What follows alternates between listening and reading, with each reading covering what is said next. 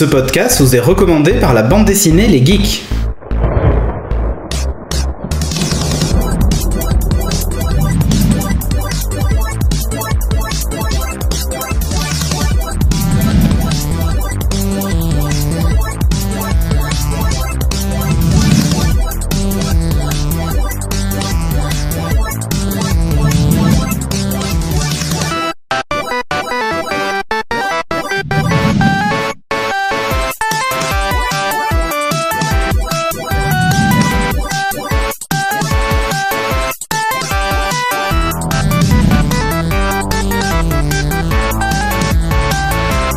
Bonjour et bienvenue dans ce nouveau Geeking, le numéro 152. 3.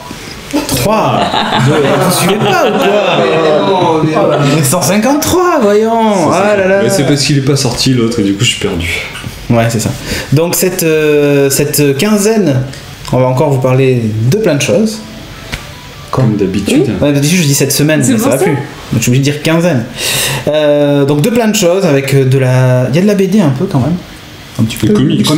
Oh pardon. Comics. Ne confondons.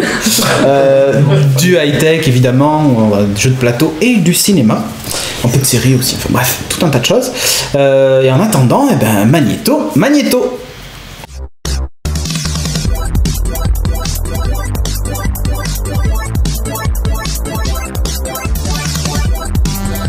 Et dans les news cette semaine, j'ai retenu, pour commencer, le Moto X de Motorola. Donc le nouveau téléphone qui a été annoncé la semaine dernière, maintenant. Donc c'est le 1er août. C'est un téléphone sous Android. Alors c'est le premier. Enfin non, pas le premier. C'est faux ce que je dis, puisqu'en fait ils ont sorti d'autres téléphones depuis qu'ils ont été rachetés par Google. Mais Android, ouais, c'est le mais non, mais depuis qu'ils sont rachetés par Google, c'est le premier. Et encore, ils disent qu'ils l'ont construit en étant séparés de Google. C'est compliqué. Bref, c'est le premier téléphone de Motorola qui embarque par contre une version d'Android qui est très proche de la version que livre Google sur ses Nexus par exemple. Ah, d'accord. Donc il a une particularité ce téléphone, c'est qu'il y a à peu près 2000 variantes possibles. C'est-à-dire que tout simplement il y a 16 couleurs de coque différentes. D'accord. Et Qui tu as... se la joue Nokia. Ah non, plus que Nokia. 16. Non, il se la joue Nokia. Ouais, par exemple, il y a un camailleux de gris qui est magnifique. Il y a aussi un camailleux de mauve et de rose qui est à tomber par terre. Bon bref, c'est des couleurs qui sortent un peu de l'ordinaire. Le truc qui est intéressant, c'est qu'il y a aussi la possibilité de changer la couleur du contour de l'objectif et des boutons de volume. Ah oui. Donc du coup, tu peux avoir par exemple un téléphone vert avec des touches jaunes. D'accord. Et l'avant du téléphone, tu peux l'avoir en blanc ou en noir. Ah, c'est comme le 3310. Tu peux changer. Non mais non, tu peux pas les changer parce qu'en fait ils sont assemblés. Non mais là en fait tu peux pas. Enfin. D'accord, non en fait. Tu changes pas les coques comme ça quoi. Ah ouais, surtout les boutons. Tu changes pas les boutons. C'est attention. C'est compliqué. C'était mieux. Et tu peux pas changer la face avant avec l'écran qui est collé et le mettre en blanc. Ah bah c'est nul. C'était mieux. Pourquoi? Bon, oui tu peux, mais t'es très fort. Hein, ok. Bon bref, Motorola promet que quand vous le commandez, vous le recevez en 4 jours. C'est pas lui qui est pas dispo en Europe? Exactement. C'est ça? En fait, il sera pas disponible en Europe du tout pour le moment. Non, mais je parle des États-Unis, mais c'est news ratée quoi. Mais non, c'est pas la news ratée. Vous trouvez pas ça cool quand le constructeur te propose de personnaliser ton téléphone de A à Z? Mais c'est de la gnognotte, si c'est de la merde dedans, ça va faire de la merde. Techniquement, il est pas exceptionnel. Il est correct, il est pas exceptionnel. Par contre, il y a des petits trucs logiciels qui sont assez sympas. Comme par exemple, le micro t'écoute tout le temps. Donc avec une phrase clé. Donc la phrase clé c'est OK Google Now. Le téléphone en fait se réveille et tu peux lui poser des questions ou interagir avec lui sans le toucher. Par exemple, tu dors, le réveil sonne, et ben tu peux dire à ton réveil réveille-moi dans 10 minutes. Ça marche. Ok. Non, ça marche pas, ça c'est vraiment s'il vous plaît, on se calme. Donc, il y a tout un tas de petits trucs comme ça. Il y a aussi une gestion de l'écran qui est assez sympa. Pour le moment, il a annoncé qu'avec contrat, il est à $199. Seul, le prix n'a pas encore été annoncé. À mon avis, s'ils veulent en vendre, il faut que ce soit aux alentours de 350 €. Ça va être à peu près le prix d'un Nexus 4. Un truc qui est intéressant aussi, c'est que la gestion de l'écran est sympa puisqu'il est capable d'allumer que certains pixels. Alors c'est quoi l'intérêt ? Par exemple, pour les notifications, en fait l'écran est toujours allumé, mais t'as l'heure en fait, juste les pixels de l'heure qui sont allumés, donc ça consomme que dalle. Et quand tu reçois un message, en fait, t'as une petite icône tu sais, du message et tout ça, et quand t'appuies dessus, ça écarte les icônes, enfin l'écran reste noir, vraiment il gère vraiment les trucs pixel par pixel. Donc je trouve ça assez cool. Le petit détail à noter, c'est que t'as tous les accessoires aussi que tu peux personnaliser à la couleur de ton téléphone. Genre les écouteurs qui sont livrés avec, enfin voilà, tout ce genre de trucs. Bon, moi j'aime bien le principe. Techniquement, c'est pas un truc de malade, mais je pense que le public à qui il est destiné, c'est pas, tu vois, c'est pas les technophiles qui recherchent la dernière nouveauté. C'est le fashionista, quoi. Ouais, et en fait, il fait très hype. Toute la communication autour de ce truc, c'est que des hipsters, quasiment. En plus, ils font une version bois aussi qui va arriver dans le J'aime bien la version bois. Ah oui, la version bois, elle est jolie. Voilà, mais c'est du vrai bois. Mais c'est trop cool. Tu vois. Ouais, alors, ça pose un problème d'humidité et tout, quoi, tu vois, parce que je sais pas comment s'ils travaillent ou non, pas. c'est traité. Bah, j'espère. Bah oui. Non, mais bon, bref, enfin voilà. Trop cool les versions bois. Ben, tu vois, donc du coup, depuis tout à l'heure, tu te moques, et finalement, tu putain, avoir un téléphone avec une coque en vrai bois. Ouais, j'en veux un. Voilà. Ben, pas chez nous encore. Non, mais il sort quand je m'en fous, je les allume moi aussi. Ben là, il va être dispo à la fin du mois. Hey, une copine. Et ben voilà. Donc, bon, bref, déjà, cette news est déjà trop longue. Ouais, Alors, On passe à la news 2. Du coup, on passe à la deuxième news qui est vachement bien. Timo, qu'est-ce qui s'est passé? Il y a le 12e docteur qui est arrivé. Mais c'est qui ce 12e C'est docteur? Peter Capaldi. Oh mon dieu. Qu'on avait déjà vu dans Doctor Who, dans Torchwood, mais aussi dans Skins. Oui. Et j'ai trop hâte de voir. D'ailleurs, c'est drôle parce que dans l'a vu dans Doctor Who, c'était à l'épisode où l'on avait déjà vu Amy Pond avant qu'elle devienne. Avant qu'elle devienne. mais alors, il faut pas que. C'est drôle. À Pompéi. Oui. Ouais. Mais alors, il faut pas que. Non, ça fout, qu'il c'est décède trop d'ici cool. là, quoi. Parce qu'il est un peu vieux quand même. Non. Alors, c'est. Écoute, il y a des acteurs de Glee qui meurent à 30 ans, alors. Il prend peut-être pas de drogue, lui. Non, mais c'est trop bien parce que le docteur, il a. Enfin, moi j'aime bien parce que je trouve qu'il a un visage atypique et qui va vachement bien avec le docteur. Et j'ai hâte de voir quelle personnalité ils vont lui mettre. Est-ce qu'il va être foufou? Est-ce qu'il va au contraire être ultra sage, mais en même temps un peu. Enfin, j'ai hâte. Et aussi une news qu'on n'a pas écrit, qu'on aurait dû mettre le 50e. Oui. Épisode, ouais. Oui, anniversaire. Et bien il va être C'est pas le diffusé. 50e, c'est le En 50e simultané anniversaire. sur France 4. Oui. En simultané Mondial. sur France 4. Ça veut dire que ça va être en même temps dans tous les coins de la Terre. Et chez Oui, nous, on c'est sait ce que ça veut dire. Non, mais je t'explique, René. En VO sous-titré français. Ok. C'est terrible. News suivante, un webdoc Pour la première année. En fait, de Curiosity. De Curiosity, ça fait Ouais, déjà je un an. trouve Ouais. ça fait un an que Curiosity, le petit robot, il est sur Mars, donc robot. un an de terrestre. Et pour cet anniversaire de Curiosity, alors je sais pas qui l'avait fait d'ailleurs, j'ai pas noté. Alors c'est sur, Pas, il y a- sur le site, il y a c'est sur le Futura site de Science, mais- Futura Science où on a un webdoc où en fait c'est un petit. Ça dure combien de temps?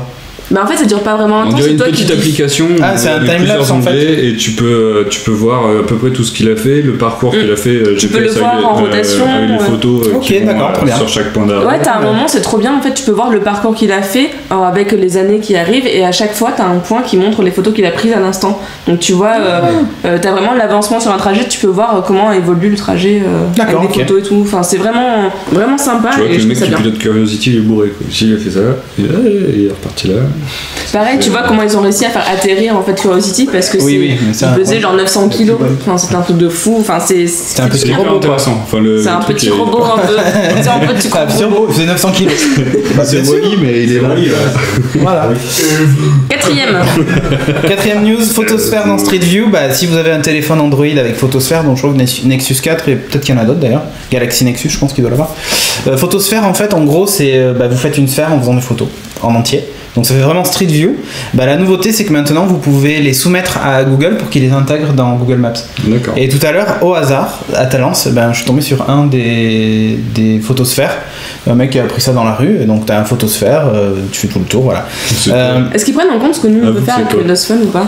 Tu sais, Non. il y a une appli qui fait ça. Non, photosphère uniquement. dans D'accord. Google. Ouais. Donc voilà.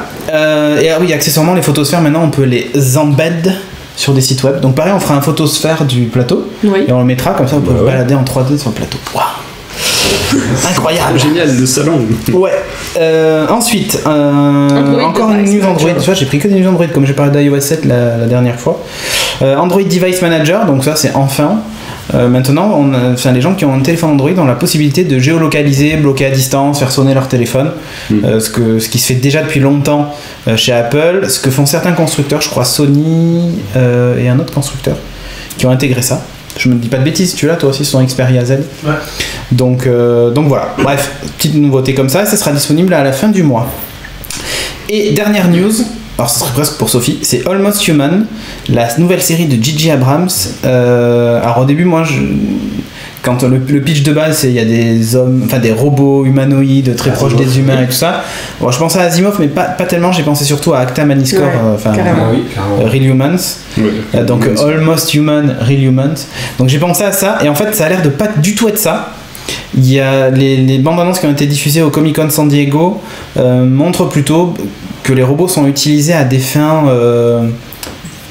policières, puisqu'en fait c'est des assistants, enfin ils jouent les coéquipiers d'humains dans les enquêtes. Et là du coup c'est Asimov. Là on retourne sur du Asimov. Ça peut être super intéressant du coup. Ouais, mais alors j'ai peur d'un truc, en fait elle me fait penser à l'ambiance qu'il y a par exemple dans une série comme Continuum, que j'aime bien, hein, mais qui est pas la série du siècle.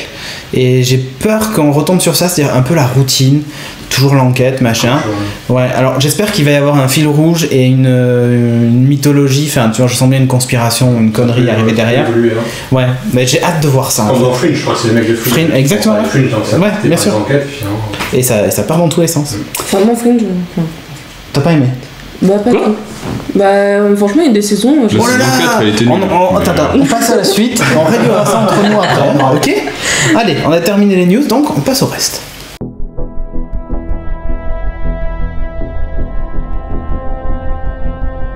Et dans la rubrique high-tech, Cédric va nous parler de Leapmotion. Yeah!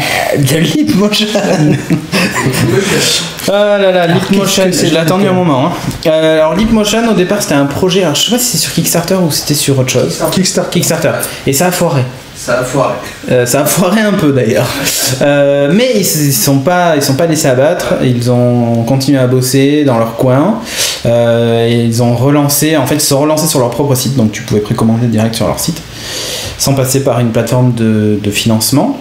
Donc de financement participatif. Donc du coup, bah voilà, ils se sont remis au boulot et ils nous ont sorti ceci. Alors, et donc, qu'est-ce que c'est ?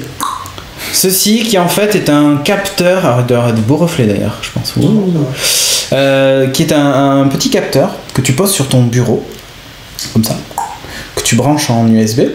Donc petite gomme antidérapante en dessous, un petit voyant pour te dire que c'est bien allumé. Et en fait à l'intérieur il y a des caméras infrarouges et un petit truc qui projette justement des points infrarouges et tout ça, un peu comme le Kinect en gros, hein, et qui voit en fait ta main. Enfin ta main ou tout objet que tu mets au-dessus. Oui. Timo, pas de... Fais attention. Ta main ou tout objet que tu mets au-dessus. Et donc, l'idée de ça, c'est que... ça marcherait en plus. L'idée de ça, c'est que en fait, ça va te permettre de contrôler ton ordinateur d'une nouvelle manière, sans que ton écran soit tactile et tout ça. Donc, c'est livré dans une petite boîte que voici. C'est très Apple style, hein, dans le genre. La boîte, le package est vraiment top. Tu vois que le carton, c'est du carton épais et tout machin. C'est livré avec 2 câbles, donc là, c'est la version courte. Et vous avez aussi une version longue à l'intérieur. Le Leapmotion, et puis ça s'arrête là. Alors c'est un périphérique qui est USB 3 mais qui fonctionne sur l'USB 2.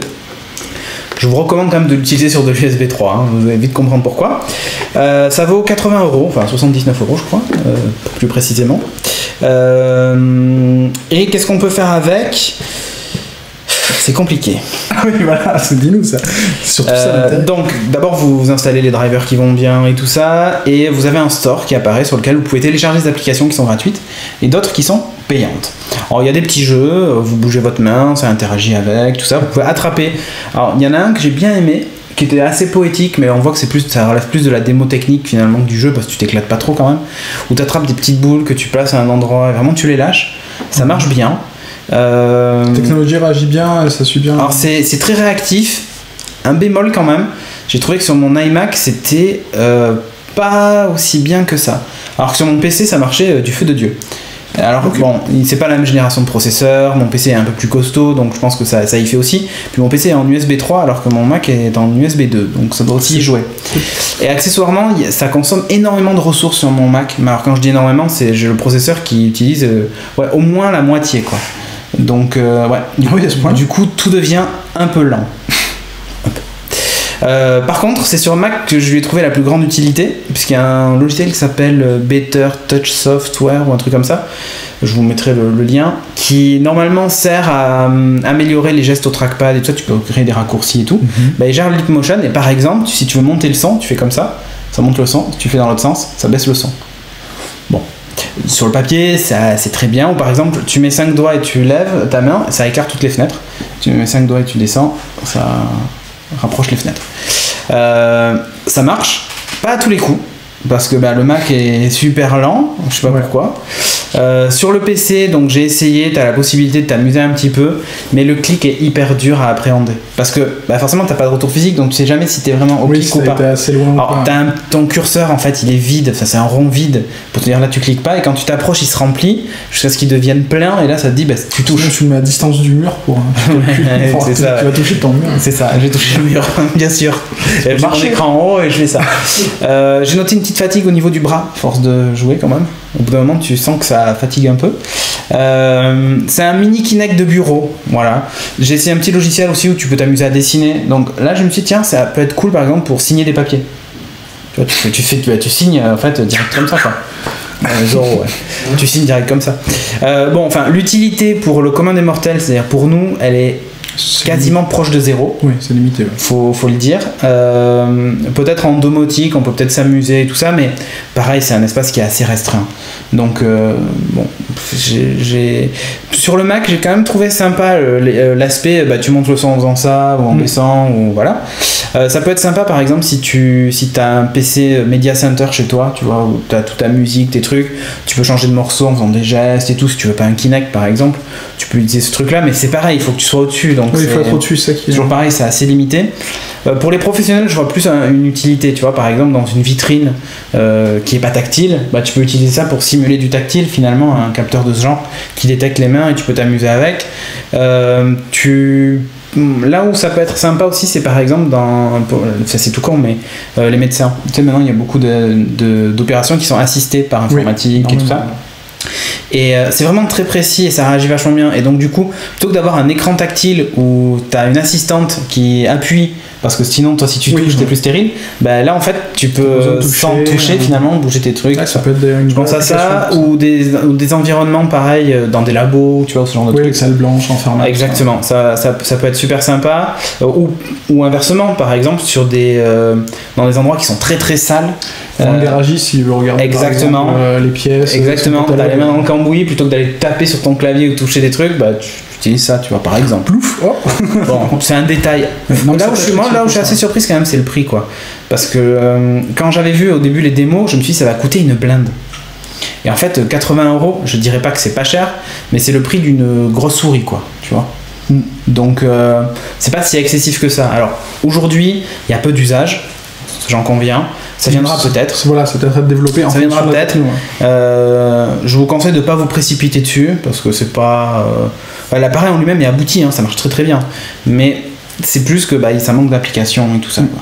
Il y a des applis payantes, il y a des jeux. Il y a l'appli Google Earth, c'est sympa. Le fait de naviguer en utilisant ta main, tu vois, genre tu vas vers l'avant, ça avance, tout ça. Ça fait globe terrestre. Exactement, c'est un peu ça. Ça, j'ai trouvé ça assez sympa, donc voilà, mais ça se limite à ça. Donc bref, Leapmotion, ça vaut 80€. Aujourd'hui, vous jetez pas dessus. Je l'ai essayé, c'est pas mal, mais ça mérite d'avoir des logiciels un peu plus sympas. Et puis j'aurais espéré, tu vois, vraiment m'amuser avec Windows 8. Passer dans les menus et tout, ça marche pas bien, ça marche pas, quoi, passer tes tuiles et tout. Ouais, pas terrible. Donc voilà. Windows 8, a hands-on laptop or tablet experience, giving you the best of both worlds. Dans la rubrique high-tech, Timothée va nous parler d'un PC tablette PC. Je dirais c'est un PC qui est un PC Windows 8 tactile. Voilà, qui est ici.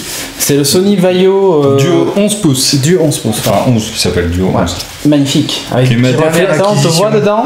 Non, c'est pas ça, c'est les traces de doigts, quoi. Ah ouais. C'est du tactile, Tu poses tes doigts dessus, ça devient très vite sale. Puis c'est vachement fin, quand même. Alors, ça, c'est une extension de batterie, ça s'enlève. Ah ouais, d'accord. C'est juste pour doubler la batterie, c'est juste un petit truc que tu peux acheter pour 130€. Qui te double la batterie. Alors attends. Non, laisse, je vais batailler, continue toi. Là, ici. Oh là là. Bon, alors c'est un processeur Core i5, donc il y a plusieurs déclinaisons avec un i3 et un i7. En mode turbo, il a 2,6 GHz, il a 4 Go de RAM, pardon, un écran de. Ah ouais, effectivement, il va ramer, hein. En Full HD, en 1080p, en 1920 par 1080 du coup, un écran tactile multitouch, c'est dit un aspect mat anti-reflet. Non, c'est brillant. Alors, trop lol quoi, parce que ça brille un peu beaucoup. C'est juste tout brillant et pas du tout. Il y a un système en fait anti-reflet qui est dans le Vaio, mais ça marche. Tu peux l'utiliser sans problème dehors malgré les reflets. Oh ouais, d'accord. Mais en fait, c'est pas du tout du anti-reflet quoi. Non, je me vois vachement bien. Il n'y a pas de carte graphique qui tue quoi. Hein. C'est une Intel HD Graphics, donc tu fais pas grand chose avec. Un disque dur SSD de 128 Go. Il y a plusieurs déclinaisons. Tu peux monter jusqu'à 512. Le clavier rétro-éclairé, donc c'est plutôt pas mal. 2 haut-parleurs qui fonctionnent plutôt bien. Et après, t'as plein de connectifs vachement pratiques. Ah, d'ailleurs, il est classé dans la catégorie Ultrabook en fait. Donc il y a 2 USB 3, un port Ethernet, carte micro SD et forcément memory stick. Une sortie VGA qui a été peinte en noir en plus pour que ça s'intègre plus joliment. le petit détail, tu vois. Petit détail tout mignon. Et après, il est fourni avec un stylet qui fonctionne pas trop mal et je vais vous dire pourquoi c'est pratique, parce que des fois je trouve que la précision est un peu faiblarde au niveau du tactile. Quand je veux ouvrir un onglet par exemple sur Chrome, ça galère un peu. Le problème c'est qu'il faut que tu te tailles les doigts au taille-crayon quoi. C'est ça. Ouais. Donc c'est un peu compliqué, donc le stylet est une petite aide assez pratique. Mais ça c'est parce que tu l'utilises sur le bureau. Oui voilà. Parce que si tu l'utilisais sur la partie métro, ça même sur la partie métro, je galérais, mais je pense que c'est l'application elle-même là qui merdait. D'accord. J'ai appuyé sur ouvrir un onglet et ça faisait rien. Putain, tu peux nous refaire s'il te plaît? C'est... Voilà. Donc après le stylet, ne le perdez pas parce qu'il coûte 45 € quand même. Et c'est pas un stylet Wacom qui est super classe, hein, c'est un petit stylet qui détecte un peu avant, tu vois, tu détectes tu mets un peu devant et puis t'as le pointeur. Mais du coup il désactive le tactile, c'est-à-dire que tu peux vraiment poser ta main. Ouais. Parce que j'ai testé rapido de dessiner dessus avec mon petit stylet. Bon, c'est pas une précision de fou, mais ça marche quand même bien. Et du coup, je pouvais poser mon poignet sans problème, enfin la paume de la main, et bouger le stylet, ça prenait le pas sur le reste. Ça fait beau. Ouais, faire la salle en fait. Non, c'est bon, c'est repassé. Pardon. Que dire de plus? Il coûte entre 1000 et 1200 €.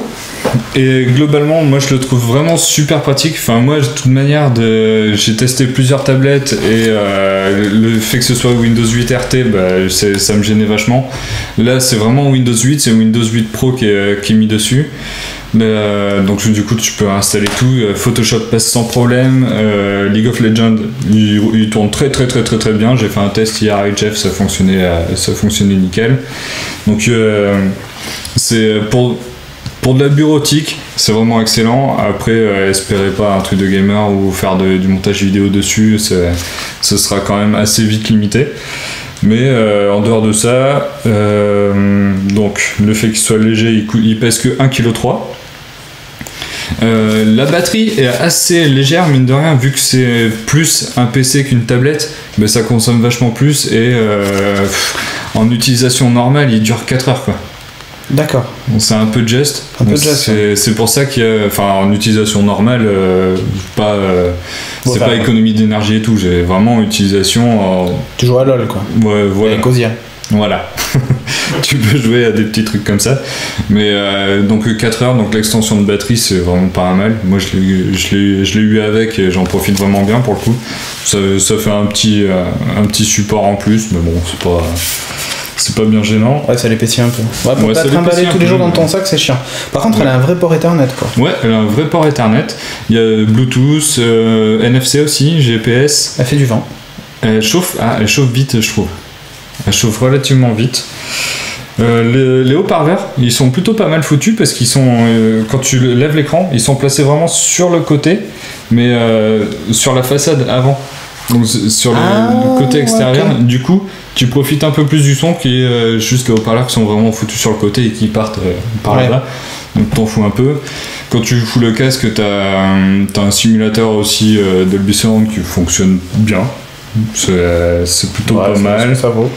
Voilà, le son, je l'ai trouvé plutôt sympa. Je me suis cassé le doigt. Mais là c'est bon. Voilà, quand on soulève l'écran, du coup on a un petit clavier. Bon alors le touchpad et tout, et puis le petit bitonio tout pourri là. Ça c'est comme sur les BlackBerry, c'est-à-dire que c'est un œil, c'est pas pas comme sur les trucs IBM là, tu sais où il fallait bouger le petit bitonio là. Là on est vraiment sur un œil qui voit ton c'est un mini trackpad rond. Ouais, c'est ça, c'est vraiment un en fait c'est comme si tu utilisais, tu sais, ta souris sans fil, ta souris optique à l'envers. Ouais. C'est exactement ça. C'est ça. Par contre, l'accéléromètre, il est situé dans la partie basse. Donc tout à l'heure, je l'avais penché juste comme ça, et ben ça m'a retourné l'écran. Oui.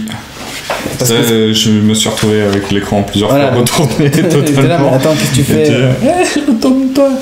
Après sur le côté, quand ça se relève, ça me fait un peu peur. Je pense qu'ils ont quand même réfléchi au truc. Ça a l'air costaud, les tiges c'est du métal. Mais le fait de voir les fiches en plein milieu, tu veux un petit coup de ciseau comme ça. Ah oui, la nappe en dessous, faut pas trop la toucher quoi. Voilà, ça je trouve ça un peu dommage vu que ça a l'air quand même assez bien renforcé et tout pour ne pas que l'écran sorte d'un coup comme ça.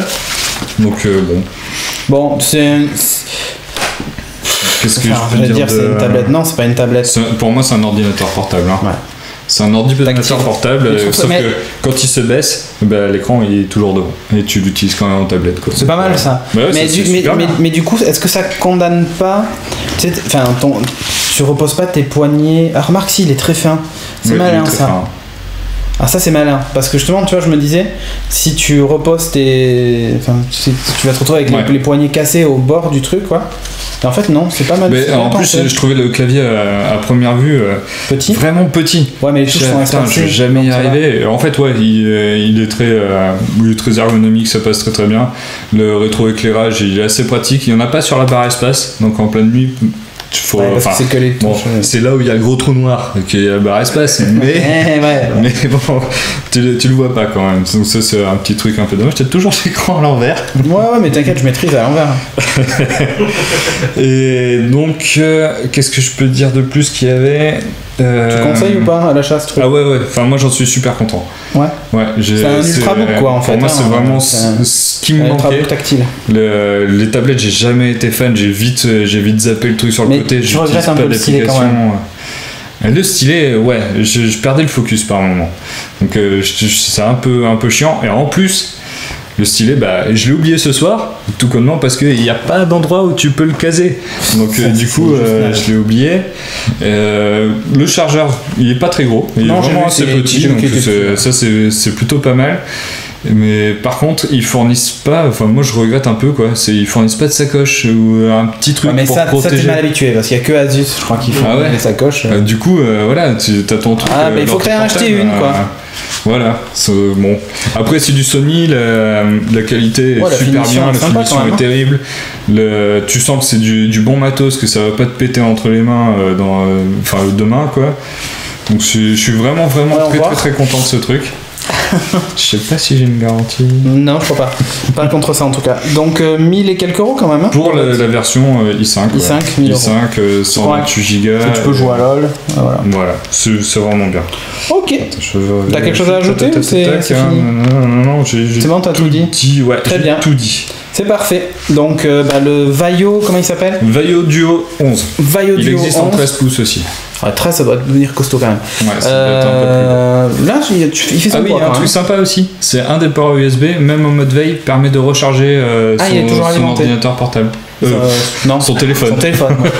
Si c'était une autre tablette à côté. Tu peux recharger éventuellement une autre tablette. Donc, ton téléphone portable, pardon. Ok, très bien. Donc Vaio Duo 11.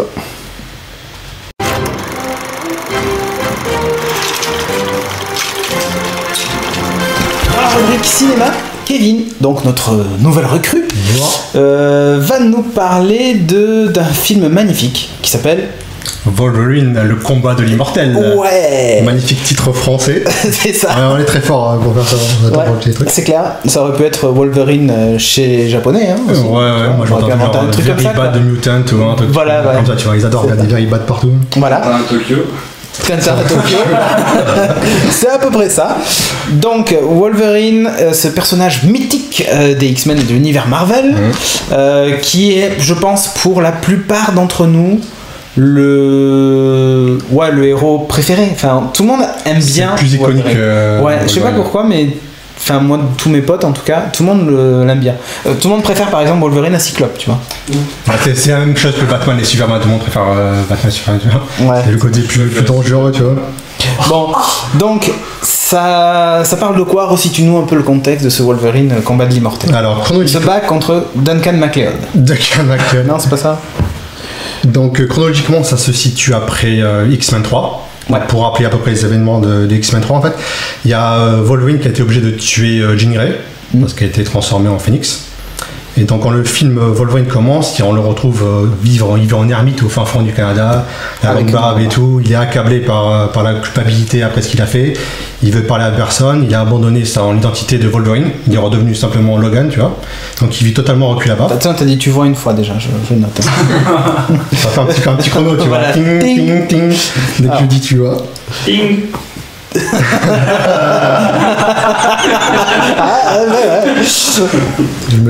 Donc Logan. Il vit au fin fond du Canada et donc il est sorti de sa retraite par une jeune japonaise qui s'appelle Yukio, qui vient le voir de la part de son employé qui s'appelle Yoshida, qui est un milliardaire japonais. Et en fait, il faut savoir que Wolverine a sauvé la vie de Yoshida pendant la Seconde Guerre mondiale. Donc Yoshida a une dette envers lui. Et Yoshida est mourant, il veut rembourser cette dette envers Wolverine, donc il le convoque au Japon pour lui enlever le poids de son immortalité, il veut lui retirer ses pouvoirs. Il lui dit voilà, ton problème à toi c'est que... il veut les absorber plus exactement, parce que c'est un malin quand même Yoshida. Il veut l'aider mais il va comment en profiter derrière. Bon, vu que je suis en train de crever, ça serait sympa si tu peux m'aider, tu vois, ça serait cool. Tu peux me les filer quoi. Tu as déjà fait une fois, tu peux le faire une deuxième. Moi j'ai tellement de choses à faire, toi tu peux crever maintenant quoi. C'est un peu ça pour résumer. C'est un peu ça, ouais, un petit peu intéressé quand même Yoshida pour le coup. Donc, on va pas tout spoiler. On va pas raconter toute l'histoire, globalement. Si dans les bandes annonces, on va déjà on voit déjà pas mal de choses. Et tout. Bon, on voit d'ailleurs dans les bandes annonces que il arrive à ne plus être immortel. Hein. Enfin, il perd en tout cas une partie de son pouvoir de régénération.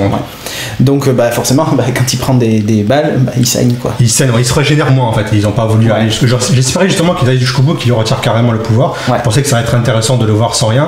Et finalement, ils ont pas osé. Ils ont juste retiré un peu. Donc il serait mort au bout de 5 secondes avec tout l'adamantium qu'il est sur les os. Ouais, c'est ça. Il aurait explosé. Donc voilà, c'est donc les plus de ce film. Qu'est-ce que tu as noté dans les plus? On va commencer par les points positifs. On va être sympa globalement. Bon, le plus déjà, comme toujours, Hugh Jackman. On voit Wolverine, le mec toujours impeccable, il fait toujours son boulot. Il est un peu grand, mais bon, c'est. J'ai vu ça, il y a des fans qui n'aiment pas Hugh Jackman parce qu'ils trouvent trop grand par rapport au... Je le trouve vraiment immense, quoi. C'est ça le problème. Il fait 1m60 normalement. Personnellement, ça me choque pas. Il a pris 20 cm. Le mec est tellement bon acteur que. Ouais, c'est bon, c'est un peu bon. C'est pas grave, ça encore. Deuxième casting intéressant, c'est la japonaise qui joue Yukio, c'est donc celle avec les cheveux rouges, que j'ai trouvé vraiment très très intéressante. Elle était charismatique. Dans ses scènes d'action, elle est excellente.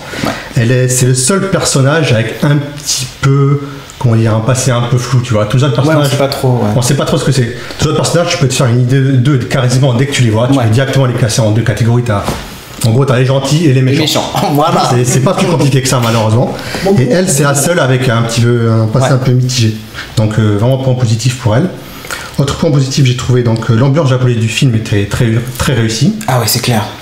Mais déjà, ils ont tourné au Japon, donc c'est sûr, ça aide. Ouais, les décors sont magnifiques, les plans sont magnifiques. En particulier les scènes de nuit, je trouvais que les scènes de nuit étaient vraiment très très réussies. Toutes les couleurs des villes japonaises. Moi, je trouvais que l'esthétique du film en général était plutôt sympa. Plutôt réussi, j'aimais le filtre bleu dans toutes les scènes de nuit. Et comment s'appelle, il y a une scène en particulier, alors je dis pas laquelle, qui se passe dans un village médiéval reculé.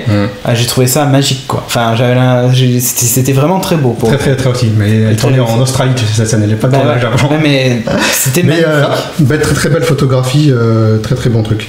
En Australie, sans déconner. Ah ouais.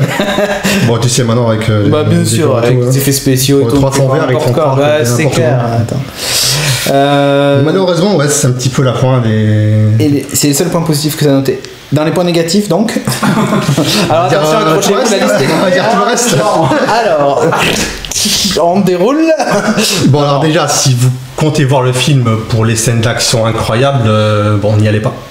Franchement, c'était plus impressionnant le premier, le Origin. C'est le coup de l'hélicoptère quand il coupe les hélices et tout machin.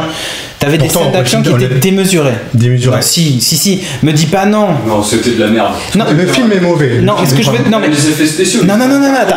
Je suis d'accord, Timo, mais dans le gigantisme de la scène d'action, même la scène avec le Deadpool dans le X-Men Origins, quand il détruit, tu sais, le silo nucléaire. Avec le rayon laser. Si tu sais de quoi je parle. Ouais, avec le rayon cyclope. C'était très très moche.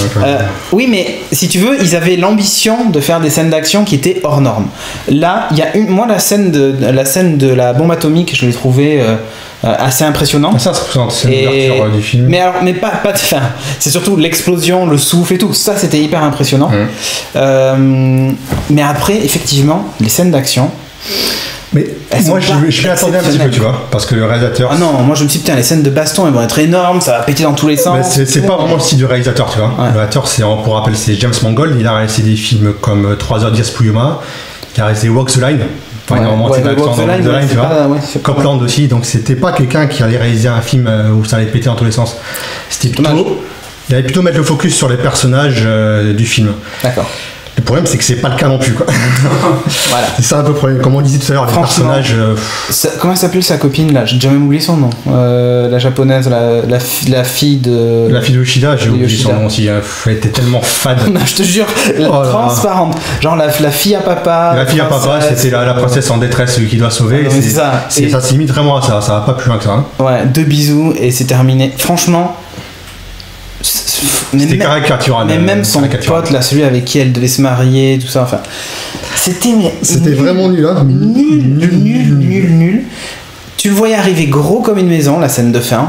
Alors le pire c'est quand tu te retrouves face à on va pas spoiler, mais face à ce truc que tu vois à la fin. Le truc, ouais. Tu te dis bon, bah, c'est évident que c'est ça, ouais, mais. C'est trop évident. Franchement, ce film, il est trop évident. Du début à la fin, tu peux deviner ce qui va se passer. Tu devines quasiment tout. C'est hyper chiant. Et le seul mutant que tu as en face de Wolverine, c'est Viper. J'aurais préféré qu'elle n'y soit pas, parce que franchement, Viper. Non, mais elle sert à rien, quoi. Elle sert à rien. Dès que tu vois sa tête au début, déjà, elle est affichée, tu sais que c'est méchant. Et le pire, c'est qu'en plus, au début, elle est censée être infiltrée. Pas méchante. Franchement, tu la vois, t'as compris direct. Si tu bien. Et puis, c'est ridicule. Enfin, franchement, c'est ridicule. Ah non, c'était mal écrit. Et moi, l'autre point qui m'a surgonflé dans ce film, mais c'est lui qui m'a même fait détester le film. Cette putain de femme Kit Jameson là qui apparaît mais 50 fois dans le film. Il y a trop de flashbacks. Mais jamais. Le premier est intéressant pour les flashbacks. Bah, bien sûr. Mais après 50 fois. Il rabâche, le problème c'est le film, il rabâche tout. Mais c'est bon, on avait compris la première fois qu'il regrettait d'avoir tué machin. 50 fois. Tu comprends, le spectateur n'est pas très intelligent, donc faut répéter l'information, tu vois. Putain, et j'avais envie de lui foutre des baffes quoi. Attends, c'est Famke Janssen.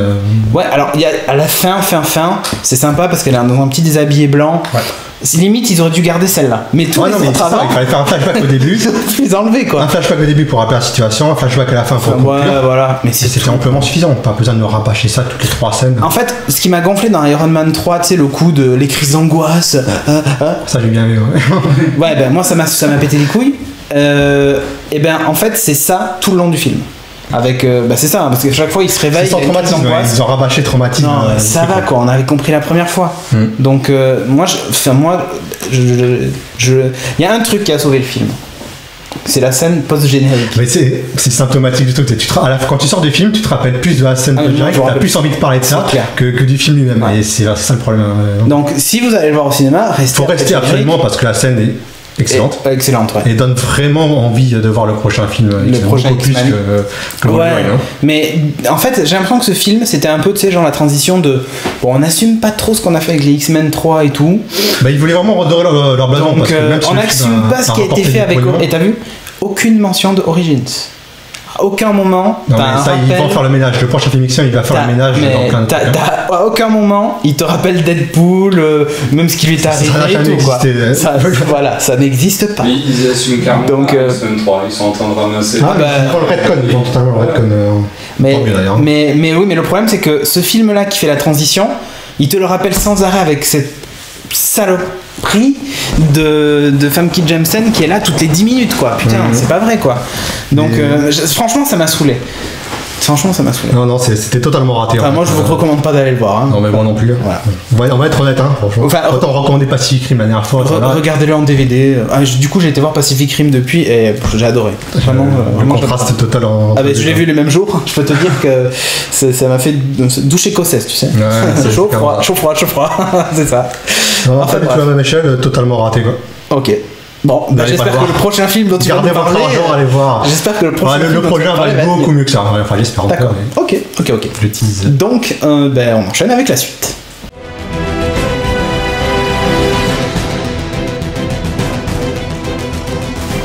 Dans la rubrique comics, Audrey va nous parler d'un comics avec un nom bizarre. Oui, il s'appelle Journey. Ouais, Journey. En fait, ça ressemble un peu à Journey. Et je pense que c'est un petit jeu de mots avec ça. D'accord. Tu vois, parce qu'en fait. C'est un Pakistanais donc. Journey, t'as vu? Non, l'ambiance c'est pas pack, mais plus oriental. C'est plus oriental. Ah, mais alors, tu vois, j'étais pas loin. T'étais pas trop loin. D'abord, je vais vous dire comment on a découvert le comics. Ouais. Parce que c'est un peu rigolo. En fait, la maison d'édition de Journey, c'est Aspen Comics. Ouais. Aspen Comics qui a fêté ses 10 ans d'existence cette année. Ça a été fondé en 2003, donc 2013, 10 ans. Et à cette occasion, ils ont décidé de faire paraître pas mal de nouveaux titres. Chez Aspen, c'est pas Phasm, Soulfire. C'est Michael Turner. Ouais. Michael Turner, ok. Enfin voilà, donc ils ont fait paraître des nouveaux titres pour diversifier leur gamme. Et en plus, ils ont fait aussi une offre promotionnelle. En fait, avec 10 titres que tu pouvais acheter, le premier numéro, pour $1. D'accord. Donc ça permettrait de découvrir de nouvelles choses, tout ça. Okay. Et donc nous aussi, on a eu droit à cette offre en France. Enfin, quand tu reçois ton comics en France, tu achètes $1. Donc du coup, c'était plutôt sympa. Et c'est comme ça qu'on a découvert le premier numéro. Offre qui est toujours valable maintenant, c'était pas dans le temps. D'accord, enfin, c'était pas juste un instant T, c'était tout le temps. Donc du coup, si vous voulez découvrir, si je peux vous dire dès maintenant, ça ne sera pas cher le premier numéro. Ok. Quand je parle de premier numéro, c'est le feuillet. Donc tout oui, le tout petit feuillet. Oui. Voilà. 34 pages quoi. Donc c'est du Aspen Comics. D'ailleurs, c'est assez rigolo parce qu'au niveau des couleurs que tu retrouves l'effet un peu pailleté comme on avait sur Phasm très régulièrement. Voilà, ça m'a fait un peu rire. Je sais pas s'ils ont une charte graphique ou ils sont obligés de mettre ça. Je sais pas. C'est drôle. Alors, Journey. Ça parle de quoi? Journey, je t'ai dit que ça ressemblait un peu à Journey pour dire le voyage, enfin la quête, le chemin. Et en fait, on va suivre une fille qui a la peau violette. D'accord. Qui s'appelle Ara, qui vient d'une contrée qui s'appelle Jana. Et on va comprendre petit à petit son histoire et pourquoi elle est sur Terre, sur la route. Non, c'est dans un monde autre. Oui, j'ai pas noté le nom, je pense. Non, mais ça me va. C'est juste pour situer le contexte. Un monde autre, mais qui fait assez beaucoup d'inspiration orientale. Ok. T'as beaucoup de déserts avec des sortes de caravanes, t'as aussi des sortes d'oasis, enfin, ça reprend vraiment cette thématique-là. Du désert, tout ça. Donc Ara se balade et va rencontrer, dans le premier feuillet, va rencontrer à un moment Nélise, qui est une autre fille mais qui lui ressemble pas du tout, qui elle a fait plus les Cosmocats, tu vois. D'accord, mais c'est un chat. C'est pas vraiment un chat, mais bon, elle a une queue, elle a un peu de poil, elle fait un peu plus... Une queue, un peu de poil, oui, bon... Okay. Elle fait un peu plus sauvage, alors que Ara, on se rend compte qu'elle a plus des liens avec les djinns, avec des lampes magiques. C'est pour ça qu'elle est violette. Et tout ça, oui. Donc elle peut aussi se transformer, elle peut changer son apparence et devenir un peu comme le génie qui est bleu dans Aladdin, quoi. C'est ça. Mais on va voir aussi des génies bleus, tout ça. Donc elle rencontre Nélise et petit à petit elles vont parler de pourquoi elle est sur la route, pourquoi elle a autant de pouvoirs. Et Ara, elle a découvert ses pouvoirs un peu par hasard, sans que ses parents la mettent au courant, elle lui explique pourquoi elle a des pouvoirs. Elle a exaucé un peu, quoi. Non, parce qu'elle est son propre maître pour l'instant. D'accord. C'est elle qui possède son... Elle a exaucé son propre... Voilà. Elle a des pouvoirs, quoi. Ouais, ok. Elle a des pouvoirs. Et alors, c'est une princesse qui a dû fuir son royaume parce que son royaume a été envahi et sa mère a été capturée. Ok. Et donc elle part sur la route pour justement retrouver sa mère. Retrouver sa mère, ok. Donc ça c'est vraiment c'est la quête. Ça c'est la quête principale. Ça va être ça. Et elle va suivre son petit bonhomme de chemin. Et c'est plutôt sympa. En fait, ça fait très quête initiative. Enfin, quête initiative. Oui, c'est complètement ça. Mais c'est un peu ça, ouais. C'est même complètement ça. Tu vois, je l'ai écrit, c'est ultra cliché. T'as le méchant sorcier, t'as l'héroïne, alors elle est intouchable. Non, pas à ce point, mais c'est plus les clichés de l'aventure et de la fantasy, c'est plus ça. Et le style de dessin, c'est. Style de dessin, c'est. Alors j'arriverai pas à le comparer à quelque chose qu'on connaît. Scott Campbell. Ah, ok, c'est bon, ça me parle. Le truc que t'avais présenté, Jack Avaris. Jack Avaris. C'est un mix entre ouais, les deux. c'est beaucoup de physique exagérée, tout ça. Est-ce que ça fait penser un peu au Chouette Baphomet, tu vois, un peu le graphisme des dessins, je parle. Hein, Un peu, mais très décomplexé quand même. D'accord. Je regarde et, Ah, d'accord, ouais, enfin des filles avec des gros seins et des grosses hanches. Alors, ça, moi, c'est le côté qui me gêne. Non, mais c'est ça en fait. Oui, c'est complètement ça. Mais c'est. Non, mais. Sexy, ok, d'accord. Même Aspen, c'est plus élancé. Oui. Tout ça, elle, c'est vraiment avec des formes. Des gros seins, des hanches, une taille ultra fine. Une queue et des poils, quoi. Ouais. Bah, c'est toi qui l'as dit. Et les mecs, ils sont en V, enfin, toi, c'est le. Comme moi, quoi. Voilà. Ça, c'est à l'envers. Ouais, d'accord. Ah oui, je vois. D'accord, très bien. Non, mais c'est plutôt. Enfin, le dessin est très beau, tout ça, mais je regrette vraiment. Alors, zoomer un peu toujours. Que t'aies des armures si petites pour les filles, quoi. Oui, mais ça protège plus ces armures de niveau. Ce qui est drôle, dans le premier tome, enfin dans le premier feuillet, elle explique, elle est en combat pour libérer Nilise, donc voilà. Et t'as un mec qui se fout d'elle en lui disant mais ton armure elle couvre rien, on va vite te faire mal. Elle dit mais tu ne toucheras pas de toute façon. Voilà, c'est ça la fin. C'est un peu expliqué, mais bon, c'est un peu facile, c'est beaucoup de fanservice, quoi. Toutes les couves, tous les gros. Enfin. Ah, des poses lascives et tout ça. C'est même ok, pas c'est bon, tu l'as vendu, je vous le recommande, c'est génial. Non, mais le truc, c'est que tu peux te dire, attends, j'ai dit que c'était cliché. Oui. J'ai dit que les dessins étaient un peu comme ça. D'ailleurs, la couleur est parfaite, par contre. J'adore les couleurs, j'adore les gros traits, je trouve que ça change, j'aime beaucoup. Ok. L'univers, l'ambiance. Alors. Mais c'est pour qui? Parce que.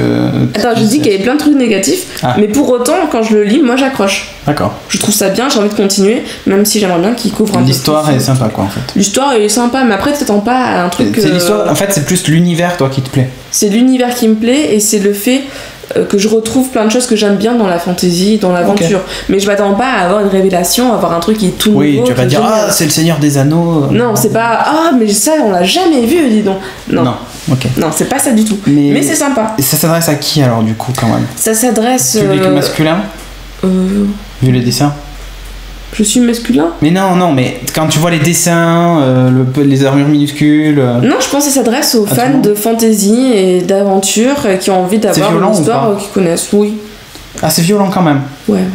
Dans les combats, tu vois le sang, t'as des allusions sexuelles régulières. D'accord, parce qu'au début tu décris ça genre la petite princesse qui a perdu sa maman. Non, j'ai dit qu'il y avait des clichés, mais j'ai pas dit que c'était pour enfants. D'accord, ok, donc c'est pour enfants adultes, quoi. Oui, plutôt. Pour nous, quoi. C'est plus pour nous. Ok, très bien. C'est plus pour nous. Et il faut pas s'attendre à une grosse révélation, mais c'est quand même très sympa. Ça fait un moment que ça a débuté ou pas? Non, pas longtemps. Là, on est au numéro. Je crois que le 4 est sorti aux États-Unis, ou le 3. Parce que j'ai vu des covers du Feuillet 4. ou... Feuillet. Ah ouais, d'accord. Et normalement, ça va être. Ouais, c'est vraiment le début. Et normalement, ça va pas être long. Alors, Timo me disait qu'il avait parlé avec les vendeurs de chez Pulps, qui leur disaient 5 feuillets, normalement. Ah, c'est tout court. Donc, ça va être une histoire assez courte, a priori. Ok. Donc, voilà. Si ça se vend bien, peut-être qu'il. Ouais, moi j'ai toujours des réserves, ce genre de choses. Je préfère attendre de voir ce que ça donne. Ouais, ok. Bon, mais tu recommandes quand même? Ouais, c'est une bonne découverte en fait. Voilà, c'est une bonne découverte. Ça change des comics avec des super-héros, quoi. Ça change un peu et l'univers est quand même top et l'ambiance est top. Ok. Voilà. Donc chez Aspen Comics, Journey.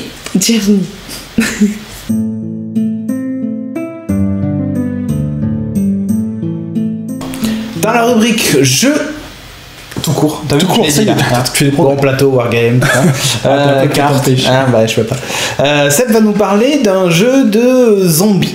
Oui. Qui s'appelle donc Of the Dead. Comme Shaun of the Dead. Voilà, pareil. Donc c'était idée par Ludimaniac, qui est une petite société française, qui n'a que ce jeu à l'heure actuelle. Voilà, et qui marche, qui a l'air de bien marcher. D'ailleurs, ils sortent une extension, la première extension. Enfin, la première vraie extension, on va dire. Et donc, mais quoi que c'est. Ouais. Alors toi, ça va te plaire, c'est un jeu coopératif. C'est pour les jeux de plateau, on voit pas ça souvent. La plupart du temps, c'est il y en a toujours un qui doit gagner, hein, et qui doit écraser la gueule aux autres. Bah, c'est moi qui gagne d'habitude. Voilà, on va dire ça. Et là, c'est un jeu en même temps. Bah ouais, mais j'ai quand même gagné. Voilà. J'ai 100% Après, tu vas des gagnants. que ma rubrique dure 12 minutes. C'est ta faute, c'est toi qui t'égares. Donc là, en fait, donc le mieux, c'est d'y jouer vraiment à 4. Et on représente en fait un groupe de survivants, donc qui essaie de survivre à des vagues de zombies. Et le but, c'est de vraiment tous survivre. Parce que ce qu'il faut savoir, c'est que donc les survivants, on va les montrer. Donc, par exemple, voilà, la cheerleader, la pom-pom girl. Donc en fait, tous les survivants sont à peu près identiques. Ils ont juste une action qu'ils peuvent utiliser une fois dans la partie, qui peut les aider. Voilà. Et par contre, le problème, c'est que si un des survivants décède, dans les vagues de zombies qui vont arriver, à la fin va arriver sa version zombifiée. Donc en fait, on n'a aucun intérêt à que les autres joueurs se fassent trucider, parce que ça rajoute un zombie et qui en plus est très costaud. Oui. Voilà. Donc c'est vraiment très coopératif. Alors, le jeu, comment il se passe ? En fait, au milieu de la table, vous avez une pile de cartes, qui sont celles des zombies, qui sont marquées comme ça, avec une petite flèche qui indique en fait vers quel joueur le prochain zombie qui arrive va se diriger. D'accord. Et en fait, les zombies progressent et en fait, c'est comme s'il y avait 3 cases avant d'arriver au contact du joueur. Il y a une espèce de couloir vers chacun des joueurs. Ok. Dans ce couloir, au total, il peut pas y avoir plus de 5 zombies répartis sur les différents étages. Okay. Et plus ça va, plus ils avancent vers toi. Et quand ils arrivent au contact, ils vont essayer de te mordre. Voilà. Donc en fait, tous les zombies ont une valeur, ils ont une valeur de force qu'on va se servir pour essayer de les ils sont 7 ceux-là quand ils sont... Voilà, tu vas comprendre pourquoi c'est dur de les buter. Parce qu'en fait, quand on combat un zombie, le joueur jette un dé de 6 et fait voir un personnage. En fait, les personnages ont 0 de valeur. Donc en fait, nous quand on combat, on utilise un dé de 6 plus la valeur du personnage. Alors tous les personnages de base ont 0. C'est dans les futures extensions, il y en aura peut-être qui auront des modifs. Donc en fait, quand tu combats un personnage, c'est un dé de 6 par rapport à l'autre. Il faut faire supérieur ou égal au zombie pour pouvoir le tuer. Donc dans ce cas-là, c'est un 2, donc ils sont assez faciles à buter. Mais il y en a des 5 ou des 6. Et c'est là où est le problème avec les zombies des survivants, quand ils se font buter. 7. Ils sont 7, donc théoriquement en main nue, tu peux pas les avoir. Déjà, c'est mort. Pour aider les survivants, tu as des cartes décombres qui sont là. Et là où on trouve, alors il y a des armements, des objets, vas-y. Je vais montrer. Des objets pour aider, pour enlever les infections, qui te permettent de faire exploser plusieurs zombies, des barricades pour se protéger, des choses comme ça. Et ces objets en fait sont répartis en 9 tas à côté, sur un côté de la table. Et en fait chaque début de tour, tu peux faire comme une espèce de, de jeu de mémoire. Tu sais, quand tu retournes 2 cartes, il faut avoir les 2 cartes identiques pour pouvoir prendre l'objet. Ouais. Mais en fait, une de tes actions possibles dans le jeu, c'est de faire ça, et si tu obtiens 2 objets identiques, tu peux le garder, l'objet, pour t'en servir. Donc, par exemple, si tu as un flingue, déjà, ça te donne un bonus de force, et en plus, tu n'es pas obligé de combattre les zombies qui sont à ton contact, tu peux aussi les avoir avant, quand ils commencent à s'approcher. Ok. Tu as aussi, par exemple, tu as la tronçonneuse qui, elle, reste au contact, mais qui défouraille bien. Par contre, tu as des notions de carburant ou de munitions pour les flingues ou la tronçonneuse. Ouais. Il y a aussi, par exemple, le carburant de la tronçonneuse, tu peux l'utiliser différemment qu'en tant que carburant, tu peux le balancer pour faire une espèce de bombe. Ok. Donc c'est à toi de voir. Tu as aussi la hache qui est au corps à corps qui te donne un bonus, mais tu peux l'acheter. Et si tu la jettes, tu la perds, sauf si le zombie n'a pas été tué et qui revient vers toi, que tu arrives à le buter. Voilà. Ou alors tu peux avoir aussi un petit singe qui tape avec des cymbales et qui conduit une petite voiture rouge. C'est une super arme. Superbe. Donc en fait, le jeu, comment il se passe ? Tu as une première action du survivant. Ouais. Donc en fait, les actions, c'est soit tu peux fouiller dans les décombres pour avoir des cartes bonus, soit tu peux attaquer un zombie. Okay. Soit tu peux lancer, en fait, comme on est à 4 autour de la table, tu peux lancer des objets que toi tu as, et si tu vois que toi ça va pas te servir, mais qu'il y en a un qui en aurait franchement besoin, tu peux lancer un de tes 2 voisins immédiat. D'accord. Pas celui d'en face. Donc pour que ça aide. Alors, et tu peux explorer, alors ça c'est une fonction qui n'est pas encore dans le jeu de base, mais qui arrive avec la prochaine extension. Ensuite, tu as une action des zombies. Donc les actions des zombies, première chose, ceux qui sont en contact, ils font des morsures. Donc là, ils peuvent t'infecter. Je fait ça après. Après, ils se déplacent, et après, vague de zombies, c'est les nouveaux qui arrivent. Suite à ça, tu refais une deuxième action de survivant. Ok. Donc tu peux refaire les mêmes actions qu'au début, exactement les mêmes. Et à la fin du tour, en fait, tu peux faire, tu fais l'infection, c'est-à-dire tu augmentes ton degré d'infection qui peut te faire transformer en zombie. Et après, il y a les phases d'achat ou de changement de lieu. Alors ça, c'est pareil, c'est des fonctions qui n'y sont pas encore pour l'instant, qui vont arriver dans les futures extensions. Et on a fait voir les cases, voilà. Quand on se fait mordre par les zombies, en fait, on a un curseur ici de zombification, voilà, d'infection. Et en fait, du moment qu'on se fait mordre, on a un petit pion qu'on met sur la case d'en bas. Et à la fin donc, de chaque phase de chaque joueur, on augmente d'un cran. D'accord. Et sachant que tu prends une augmentation à chaque fois que tu te refais mordre par un autre zombie, donc ça peut aller super vite. Chose à dire sur ce jeu, c'est super chaud. Si vous prenez les règles de base, faut vraiment jouer en coop. Moi, la première fois qu'on a joué avec des potes, on l'a fait un peu chacun de notre côté. Faut pas, on s'est fait défoncer la tronche. Donc voilà, faut vraiment. Non, je la garde. Alors ce qui est bien, c'est qu'ils ont prévu des niveaux de difficulté différents pour pouvoir essayer le jeu et après pouvoir se donner des frissons supplémentaires. Petites choses qui peuvent aussi pimenter. En fait, les zombies, donc la carte, ils ont. Voilà. Ah oui, ça c'est un gros A6. Ils ont des petits symboles en haut. Ouais. Et ces symboles, si ce sont les mêmes que ceux de ton personnage. En fait, il arrive un événement que tu tires, il y a une carte d'événement là, et que tu tires avec un dé de 6, et plus tu vas vers le 6, plus ça arrive des trucs bien dégueux, en plus du fait que le zombie t'attaque. D'accord. Donc c'est assez relou. Et après, ces symboles, ils servent aussi que du moment que tu tues un zombie, tu te le gardes comme carte, comme trophée quoi en fait. D'accord. Et avec les symboles, si tu as plusieurs cartes qui ont le même symbole, tu peux les cramer pour avoir des répliques de survivants. Et en fait, c'est des phrases qui te permettent de faire une action qui t'aide. Alors ça peut te soigner, tu peux augmenter tu peux avoir des bonus de combat, des choses comme ça quoi. Donc voilà, ça joue et c'est super chaud. C'est franchement. En tout cas, ça a l'air bien drôle. Ouais, c'est bien rigolo. Les cartes, elles ont des. Enfin, les répliques sont juste. Il y a un bon humour noir, il y a des bonnes répliques. En plus, voilà, les répliques de survivants, donc qui sont les petits bonus qu'on peut avoir. On n'est pas obligé de lire la capacité, mais après de sortir les répliques quand on connaît bien le jeu, donc ça peut être vraiment fun, on peut bien s'immerger dedans. Donc le principe c'est qu'en fait en gros on est autour de la table, la carte elle indique dans quel sens le zombie va se diriger vers le joueur qui est de chaque côté quoi. Voilà. Et donc le but c'est de survivre au tas de cartes, à toute la vague de zombies. Mais tu peux jouer qu'à 4 maxi alors. Oui, 4 maxi. Après, il y a des. Soit tu peux jouer. Alors, tu peux même jouer tout seul. Parce que, en fait, comme les cartes vont dans la direction aléatoire, il y a une version pour 1, 2, 3 joueurs. Et la version 2, sachant que soit tu fais la version A4 où tu prends chacun 2 survivants, ce qu'on a fait avec Kevin, qu'on a testé la dernière fois, ou soit tu as une version avec un peu moins de zombies. Donc les autres, c'est des versions allégées. Ok. Et avec ça, en fait, par exemple, ce que tu as montré, la Pornstar et tout, dans les cartes, c'est la première mini-extension qui est sortie où ils avaient rajouté quelques cartes en plus, donc il y a des persos en plus, comme la Pornstar, avec leur version zombifiée. Et il y avait aussi quelques trouvailles en plus, enfin quelques objets de butin supplémentaires. Ok. Voilà. Juste la Pornstar, je vais lire quand même ces phrases parce que je les trouve juste mythiques. C'est celle du zombie qui est mieux. Oui, mais je veux dire les deux. Les mecs changent pas. Aujourd'hui, ils veulent bouffer mon cerveau. Avant, c'était autre chose. Je passe les détails. C'est clair. Cadavérique ou pas, la rigidité, ça me connaît. Voilà. Et la version zombie, elle dit. Attends, où est-ce que c'est? Putain, j'ai pas le trouvé. Si, voilà. Elle n'a vraiment pas changé. Elle aime toujours la viande. Bon, voilà. Ça c'est fait. La Pom-Pom Girl c'est pas mal aussi quand elle est zombifiée. L'entendre crier cerveau c'est comme si Benoît XVI criait orgasme. Je trouvais ça juste magnifique. Donc voilà, bref, ça a l'air super fun. C'est vachement sympa, c'est super facile à mettre en place, ça prend super vite. Moi il n'y a qu'une question qu'il faudrait que je pose aux développeurs, c'est en fait quand on peut se soigner, d'après ce que j'ai compris des règles, on remet le pion au point le plus bas. Et bien ça fait que c'est super chaud. Parce que moi, au début, la première fois que j'ai joué, les gens qui me l'ont fait découvrir m'ont dit non, tu enlèves le pion, c'est comme si t'étais plus infecté. Et en fait, j'ai pas l'impression que ça soit ça. D'accord. Et ça rend le jeu, mais juste 20 fois plus chaud, quoi. D'accord, ok. Voilà. Donc, ça coûte combien ?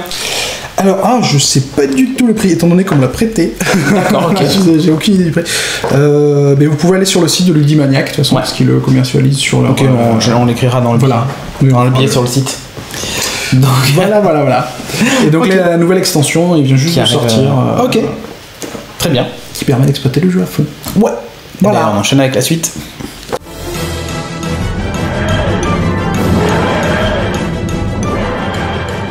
Dans la rubrique série télé, Sophie va nous parler d'une série fantastique. Ah, pourquoi tu souffles?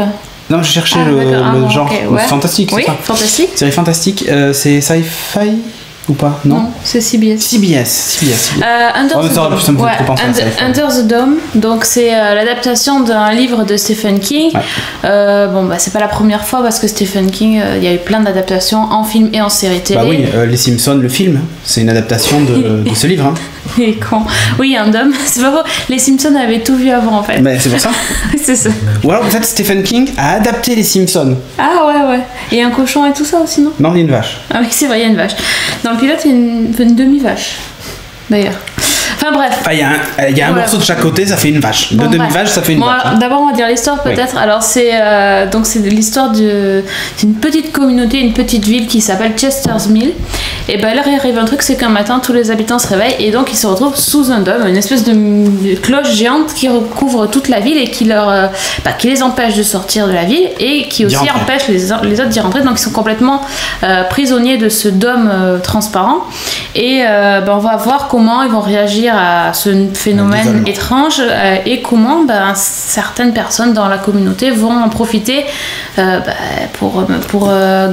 pour avoir des choses illégalement, parce que c'est un peu le bordel quoi. Forcément c'est hyper désorganisé, il y a la moitié des gens dehors, la moitié dedans, et voilà. Et c'est là qu'on découvre que il y a un des personnages principaux qui s'appelle Barbie, oui, vous avez bien entendu, le personnage principal c'est un homme qui s'appelle Barbie, qui est un personnage mystérieux qui justement, il était là le jour où le dôme est apparu, et c'est un mec... qui était venu pour... On sait pas trop ce qu'il fait là, il a l'air de connaître des gens, il a l'air d'être au courant de certaines choses, et c'est autour de lui que vont tourner la plupart des intrigues. Quoi? Je suis pas tout à fait d'accord. Sur ce qu'on a vu, tout tourne pas autour de lui. Évidemment, c'est un peu le Sawyer de la série quoi. Toi c'est le Sawyer de Lost, c'est le Sawyer de la série, mais tout tourne pas autour de lui. Il est important parce que c'est un mec qui sait tout faire, qui est un peu débrouillard, qui a une belle gueule et voilà. Oui, mais bon, c'est quand même. Mais à aucun moment tu peux imaginer que c'est de sa faute ce qui arrive quoi. J'ai pas dit que c'est sa faute, j'ai dit que les scènes tournent autour de lui. Parce que moi je trouve que tout tourne quand même autour de lui. Je sais même pas je connais pas la solution, je connais pas la fin, donc de toute façon. Donc voilà, c'est une série qui a commencé il y a pas très très longtemps, donc sur CBS, il y a 13... c'est le canal de 32 de TNT. C'est après KZTV en fait. Il y a 13 épisodes pour l'instant, et la série marche bien, et la chaîne croit en la série, a déjà commandé une saison 2. D'ailleurs, ils avaient même carrément commandé la série sans avoir vu de pilote, donc ils étaient un peu... c'est l'histoire de mecs qui sont sous une cloche à fromage, c'est génial. Je vous commande la saison 1. Le mec qui fait la série, il arrive, il fait je fais Stephen King, produit par Spielberg. Ok, vas-y, on signe, tu vois. C'est simple aussi. C'est dégueulasse. D'ailleurs, nous, notre podcast, c'est Stephen King et c'est produit par Spielberg. Je dis ça, je dis rien. Et réalisé par Abrams. Exactement. Donc c'est bon. Par Cédric Abrams. Par Jean-Jacques. Par Jean-Jacques Abrams. Par Jean-Jacques Abrams. Que dire d'autre?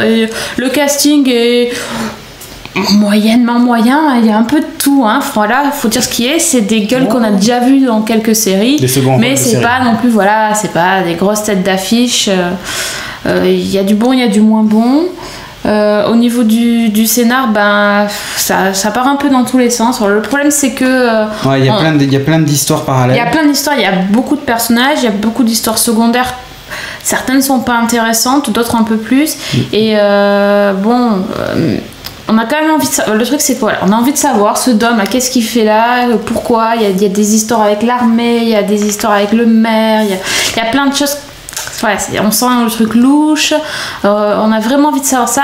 Certaines histoires secondaires, on s'en tape, mais carrément, donc c'est... Voilà, on a quand même envie de continuer, moi en tout cas j'ai envie de continuer, j'ai envie de savoir ce qui se passe sous ce dôme.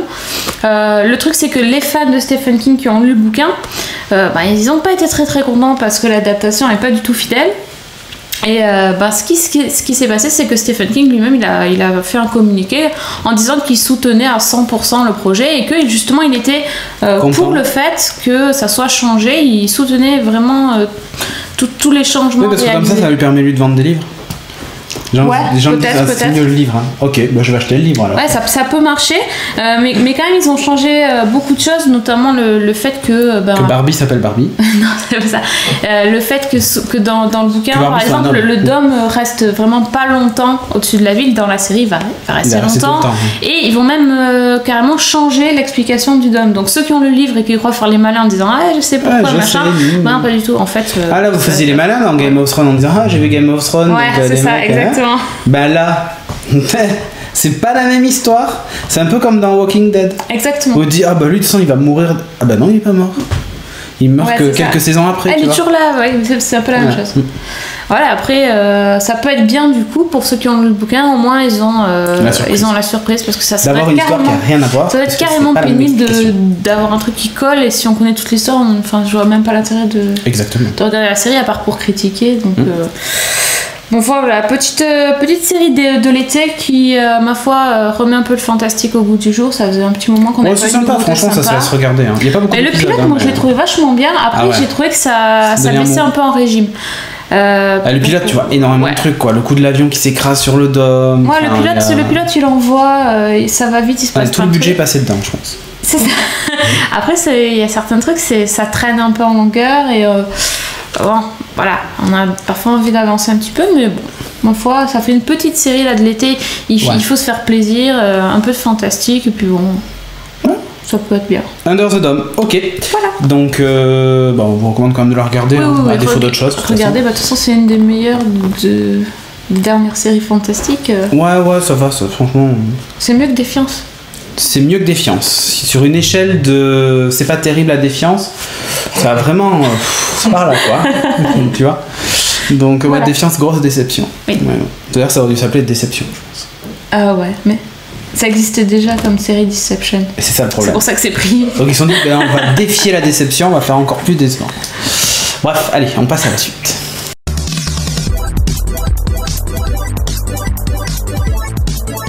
Et pour terminer ce podcast, on va prendre quelques commentaires du live, puisqu'il y en a qui posent des questions sur le live. Ouais, on est des fous. Et ouais. Alors, tiens, vous êtes combien en tout de l'écriture de l'épisode au montage final à travailler sur ce podcast? Alors, l'écriture, il y a autant de chroniqueurs que de rubriques. 7, 8, 9. En total, on est 9. On est 9. Voilà, le caméraman, on est 9. Donc, le caméraman qui camérise. Et qui 8 chroniqueurs. Qui filme et chroniqueur qui chronique. Et moi, je fais le montage et la publication. Voilà. Quand une caméra pour les gros plans? Ben ça arrive. Quand on aura la carte bleue. C'est ça. Ça arrive en même temps que la carte bleue. C'est Pablo Pérez qui posait la question. Mais donne les pseudos, les gens sont contents quand on donne leur pseudo. Ah ouais. Je sais plus où c'est. Alors, qui a vu Beware the Batman? Ah, j'ai pas encore vu. J'ai bien envie de voir et ça me dit bien malgré que le car design. Non, je le trouve pas moche du tout. Faut arrêter. Il est pas beau. Il est stylé. C'est pas moche, c'est recherché et c'est différent. Ça se veut différent. Faut voir. C'est différent. Après, il faut voir une fois animé. Quand j'ai vu le trailer, la bande annonce et tout, je trouvais le car design naze. Et une fois animé, mis en valeur dans la série, ça prenait tout son sens et ça avait l'air plutôt pas mal. C'est Batman The Wind Waker en fait. Non, c'est comme il y avait un dessin animé Green Lantern qui avait le même. Alors une question, on avait dit qu'on n'en parlerait pas dans le podcast puisqu'on en avait parlé pendant l'annonce, mais il y a une question. Ah mais il y a une question. On parle de la diffusion sur machin, est-ce que c'est en septembre? Donc oui, c'est en septembre. En décembre? En septembre. Jérémy, c'est en septembre. Difficile de faire Ctrl F5 sur une tablette Android, c'est revenu. Ok. Moi je peux. Bravo Sophie pour Jean-Claude Duss. Combien d'heures, jours dure la réalisation complète d'un podcast? Alors, d'heures. On a commencé à 22h. Ouais, vraiment à tourner. Donc là, on est en mode aussi optimisation. Hein. 22h35, c'est la fin. En général, on va dire 3 heures. Là. En général, ouais, c'est 3 heures. Pour le tournage. Ouais. Juste le tournage. Juste le tournage. Ouais. Bon, il y a l'installation du décor et tout ça qui prennent 1 heure de plus. Et ensuite, le montage, là, je le fais par fragment quand j'ai le temps. Mais sinon, en général, j'essaie de faire tout d'un coup et j'en ai pour aller... ça dépend de la durée et du nombre de rubriques qu'il y a. Mais en gros, j'en ai pour bien 2-3 heures. Et après, c'est de l'encodage du temps machine, donc je suis plus devant, quoi. Oui, t'as la plus grande. Mais il y a quelqu'un qui a dit c'est la tablette de Timo, elle fait le tiers. Ouais. Enfin, celle de C'est ce Cédric que fait je le viens de tiers voir. de celle de Timo. C'est vrai. C'est ça. On parle de tablette. L'ingé son qui sonde, nous dit Mikato. Oui, c'est ça. Cameraman aussi. Mais non, le camérise, le caméraman. Ouais, mais je fais les deux, moi. C'est vrai. C'est un peu notre fusionné. homme orchestre. Qui a vu le préquel des Chroniques de Riddick en animation? Trop bien. Quelqu'un l'a vu? C'est vieux ça. Ah, ça fait 4 ans, non? Ouais, c'est vieux. C'était pas mal. Mais je m'en souviens plus. Les Chroniques de Riddick en animation. Le préquel. Est-ce qu'il y a une autre question là dans le live? Bon, Mais j'en vois pas. La question, Ça réactualise même plus là. Et ouais, c'est ça qui est moche. Sinon, en attendant, t'as un autre truc. Ouais, j'en avais un moi qui m'a été posé sur Facebook. Ah bah tu vois. Qui m'a bien pris au dépourvu. Donc, je vais pas tout lire parce qu'il est très long. Sophie est posée. Mais c'est Ced Deguada qui me dit salut les geeks. Bon, message pour moi. Je voudrais savoir si tu pourrais faire un sujet sur Iron Man, le comics. Je me suis mis aux comics depuis peu avec mes rubriques. J'ai adoré les films Iron Man. Et donc je voudrais me mettre aux comics. Je lis Le Diable en bouteille en ce moment, sachant que c'est un incontournable. Et ensuite, il voulait que je fasse un truc sur le motion comics. Ça faudrait que je m'y repenche dessus. Mais j'avais déjà parlé de Infinite Comics de Marvel. Oui. Et je sais qu'il y a d'autres solutions qui sont en train d'arriver. Il y a un truc français Professeur Cyclope qui se penche vachement dessus. Donc faut voir.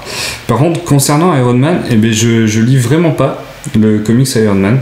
Donc le seul que j'ai lu moi, c'était Civil War. Et c'était pas vraiment que Iron Man, mais ça prenait un peu tout le monde et c'était super intéressant. C'est Iron Man qui prend quand même, qui est devenu une sorte de chef de clan, qui prend parti pour.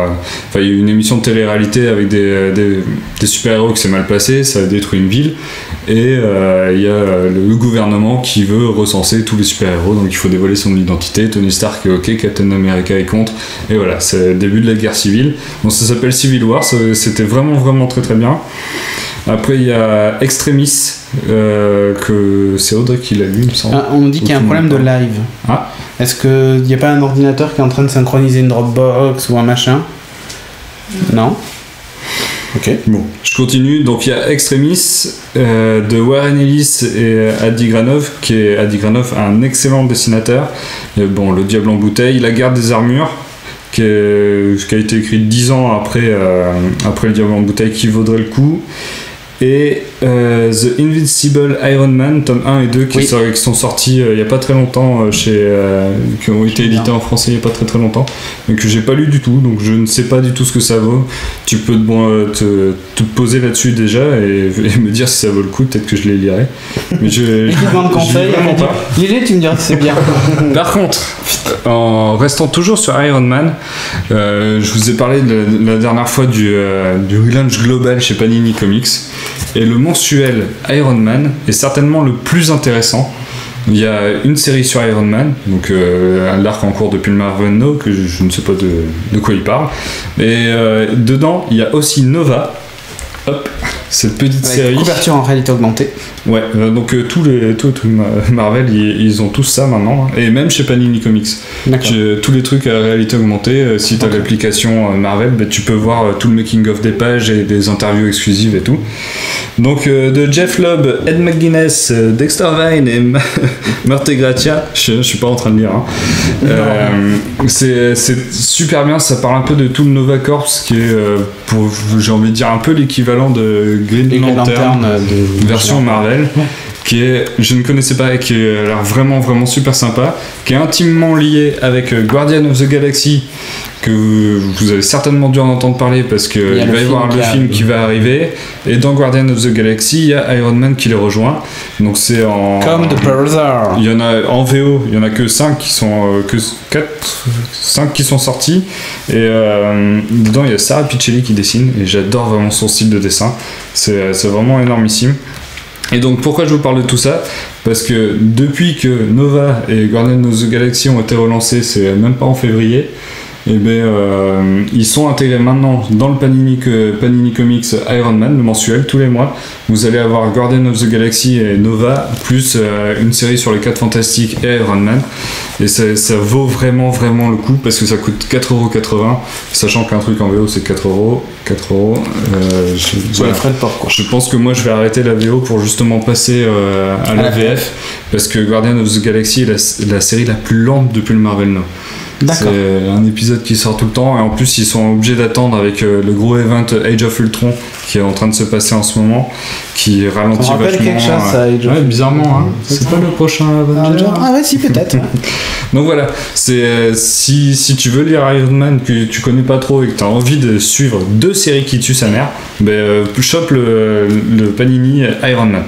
Ok. Voilà, c'était la question qui durait longtemps. Voilà, c'était là on fait une rubrique dans le courrier et ça c'est top. Ouais, t'as vu comment j'ai masqué le truc? Ouais, j'ai vu, mais ça s'est un peu vu quand même. Malinx là. Ouais. Donc il nous cite que des trucs de pub. Depuis que t'as tourné dans la pub du 280 et dans une autre d'un site de rencontre ouais, je sais pas quoi, Ugadnu.com. Ouais, c'est ça. Ouais. J'ai vu que t'étais aussi dedans, et t'en bats de la meuf d'ailleurs. C'est marqué, même moi j'ai réussi à choper. Ouais. C'est vachement avantageux pour moi. Hein. Bah ouais, mais bon, c'est toi qui choisis les pubs dans lesquelles tu tournes aussi. Il a fait son test à Geek Me More à Nikon. Ouais, Geek Me More et tout quoi. Ouais, ça va. Bon allez, on enchaîne avec rien du tout. Qu'est-ce qu'on vous dit dans 15 jours normalement? Je prends quel 280? Je sais pas. T'as 2 semaines pour te décider. Allez, ciao. I guess they didn't know that we already run the world. Oh, I have been a nerd since my first 5-syllable word, and no TV series or movie changes that. And I'll still be a geek now, vote for Pedro. So last week I do not care whether Milan endorses Plaid. I have been a nerd since long before anyone heard that Bevan Scrawny was the latest fashion trend.